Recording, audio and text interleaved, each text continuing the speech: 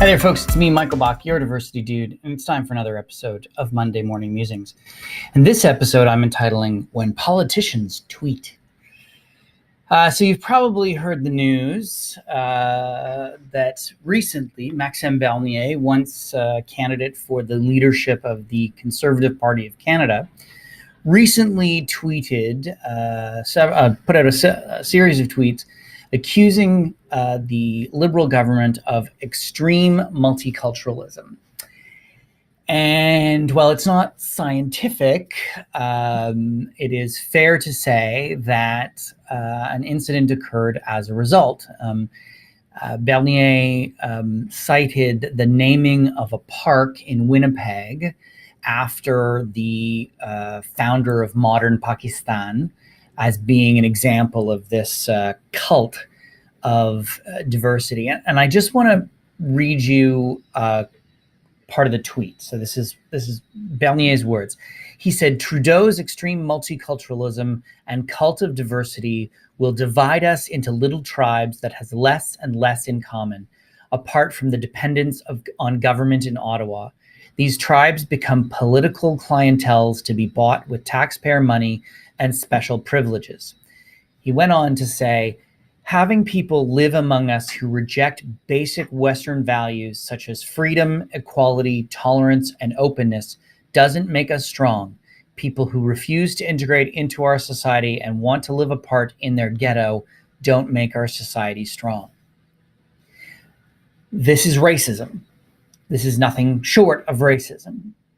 To suggest that having people live among us is a direct target at, I can tell you, Muslims. And this is abhorrent behavior from a respected politician. What I don't think Bernier recognizes, and I don't know what his game is. I don't know why he, as a backbencher in the Conservative Party, he's been removed from the shadow cabinet. His leadership aspirations are done. I don't know what his play is, but I don't think he recognizes the potential impact of his words. Or maybe he does. Maybe the intention was to cite this action. But the sign in Gina Park in Winnipeg, it wasn't just vandalized. It was cut down. Someone got a saw and cut down two 6x6 pieces of wood that were holding up the sign. You know, I don't know what goes through the mind of a politician when they think that's appropriate to tweet.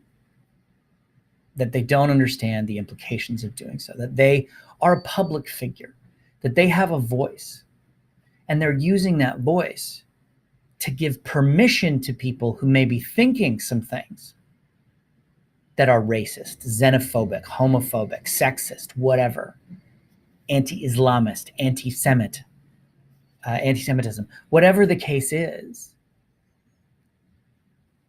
they're inciting it, and they have a responsibility for that. It's up to Andrew Scheer, the leader of the Conservative Party, if he removes Bernier from caucus. Personally, I would encourage it. And it's not to say that we need to shut his voice down. That can't be the case. All voices have a place in our society. But understand what the potential ramifications are of your words. And everyone should think that, particularly on social media. So that's it for me. I hope you have a fabulous week. Remember to subscribe to my channel by clicking on the link. Maybe we'll put it on my face this time. Maybe just a big, I don't know where it is. Subscribe to my channel so you can make sure you are always hearing me babble about something.